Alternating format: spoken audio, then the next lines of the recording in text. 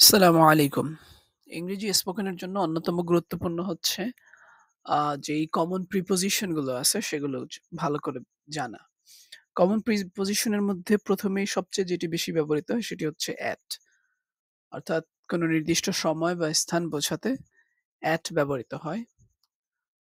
যেমন রয়েছে I will meet you at 5 PM আমি তোমার সাথে বিকেল ৫ টায় দেখা করব। আরো একটি উদাহরণ যেমন she is waiting at the bus stop সে বাস স্টপে অপেক্ষা করছে। সো ১ম যে উদাহরণটি রয়েছে সেটিতে সময় বুঝিয়েছে। যেমন নির্দিষ্ট করে ৫ টায় দেখা করার কথা যে I will meet you at 5 PM আর ২য় উদাহরণটিতে একটি নির্দিষ্ট স্থান বুঝিয়েছে। যেমন she is waiting at the bus stop সে বাস স্টপে অপেক্ষা করছে। এরপরে যে সবচেয়ে বেশি ব্যবহৃত হয় সেটি হচ্ছে in। in অর্থ হচ্ছে ভিতরে। অর্থাৎ কোনো একটি জিনিস বা কোনো ব্যক্তি বা কোনো বস্তু যদি কোনো একটা নির্দিষ্ট গণ্ডির মধ্যে থাকে তখন সেটা বোঝানোর জন্য in ব্যবহৃত হয়। যেমন রয়েছে she lives in Dhaka সে ঢাকায় থাকে। অর্থাৎ সে ঢাকার মধ্যে বাস করে। পরবর্তীতে হয়েছে there is a pen in my bag আমার ব্যাগের মধ্যে একটি কলম আছে। সুতরাং কলমটা কি ব্যাগের মধ্যে। সুতরাং যেকোনো জিনিস যদি আমরা ভিতরে বুঝাতে চাই সেক্ষেত্রে আমরা in ব্যবহার করতে পারি।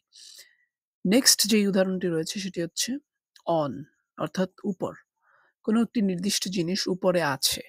অর্থাৎ কোনো একটা কিছুর উপরে আছে সেটা বোঝাতে on ব্যবহৃত হয়।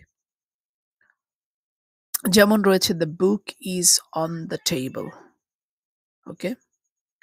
the book is on the table বইটা টেবিলের উপরে। এরপর হচ্ছে I was born on Monday আমি সোমবার জন্মেছিলাম।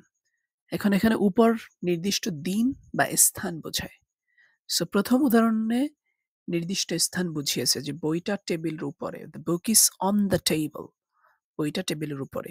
আর ২য় উদাহরণে I was born on Monday অর্থাৎ নির্দিষ্ট দিন বুঝিয়েছে যে আমি সোমবারে জন্মেছিলাম। এরকম যে উইকের যে আ দিনগুলো আছে এই দিনগুলোর উপরে on এর আগে on ব্যবহৃত হয়। এরপরে আমরা যদি দেখি সবচেয়ে বেশি যে এই শব্দটি অর্থাৎ প্রিপোজিশন আমরা ব্যবহার করে থাকি সেটি হচ্ছে to কোনো একটা দিক নির্দেশনা বোঝাতে অথবা উদ্দেশ্য বোঝাতে to ব্যবহৃত হয়। যেমন উদাহরণ লক্ষ্য করি, I am going to the market আমি বাজারে যাচ্ছি। সো আমি কোন দিকে যাচ্ছি? মার্কেটের দিকে যাচ্ছি। সেটা বোঝাতে to ব্যবহৃত হয়। I am going to the market এরপর রয়েছে give me this book give this book to him এই বইটা তাকে দাও। give this book to him অর্থাৎ কাউকে দিয়ে দেওয়ার ক্ষেত্রে অর্থাৎ নির্দিষ্ট উদ্দেশ্য বুঝিয়েছে। অর্থাৎ এখানে তাকে দেওয়ার ক্ষেত্রে বইটি কাকে দিবে, কাকে উদ্দেশ্য করে দিবে? তাকে দিবে। অর্থাৎ give this book to him অর্থাৎ এই বইটা তাকে দাও। সুতরাং বোঝা যাচ্ছে যে দিকে এবং উদ্দেশ্য বোঝাতে আমরা প্রিপোজিশন হিসেবে to ব্যবহার করতে পারি এবং এটা খুবই কমনলি আমরা ইউজ করি। নেক্সট হয়েছে from মানে হচ্ছে থেকে। সো যেমন he came from Chittagong সে চট্টগ্রাম থেকে এসেছে।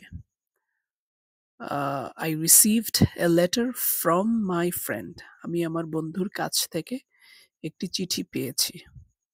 অর্থাৎ কোনো একটা দিক থেকে কোনো কিছু আসা বা কোনো কিছু পাওয়া সেটার ক্ষেত্রে from ব্যবহৃত হয়। আবারও আমরা উদাহরণ দেখি he came from Chittagong সে চট্টগ্রাম থেকে এসেছে। I received a letter from my friend আমি আমার বন্ধুর কাছ থেকে একটি চিঠি পেয়েছি। এরপরের মোস্ট ইম্পোর্টেন্ট প্রিপোজিশন হচ্ছে খুবই কমনলি ইউজ করি আমরা for অর্থাৎ জন্য। যেমন this gift is for you এই উপহার তোমার জন্য। I bought a dress for my sister আমি আমার বোনের জন্য একটি ড্রেস কিনেছি। অর্থাৎ কোনো কিছুর জন্য বুঝাতে আমরা for ব্যবহার করে থাকি। এরপর রয়েছে with অর্থাৎ কোনো কিছুর সাথে বোঝাতে with ব্যবহৃত হয়। যেমন I am going with my friends আমি যাচ্ছি কার সাথে? with my friends আমার বন্ধুদের সাথে যাচ্ছি। She is talking সে কথা বলতেছে with her teacher কার সাথে?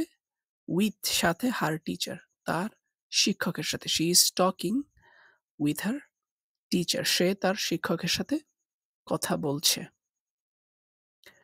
নেক্সট হচ্ছে without অর্থাৎ with মানে সাথে আর without অর্থাৎ এখানে পৃথক করে ফেলতেছে। ছাড়া, কোনো কিছু ছাড়া বুঝাতে। অর্থাৎ সাথে বুঝায় না। যেমন I can't live without my family. আমি বাঁচতে পারবো না কাদেরকে ছাড়া? My family অর্থাৎ আমার পরিবারকে ছাড়া, ছাড়া বুঝায় without। তারপর হচ্ছে don't go without your umbrella. ছাতা ছাড়া যেও না। অর্থাৎ কোনো কিছু ছাড়া এই অর্থটা প্রকাশ করে হচ্ছে without. I can't live without my family. আমি আমার পরিবার ছাড়া বাঁচতে পারবো না। আরেকটা হচ্ছে don't go without your umbrella অর্থাৎ ছাতা ছাড়া যেও না। Next one of the most common preposition হচ্ছে about সম্পর্কে। আমরা প্রায়ই এই জিনিসটা ব্যবহার করে থাকি। যেমন এখানে রয়েছে tell me about your hobby. তোমার শখ সম্পর্কে বলো।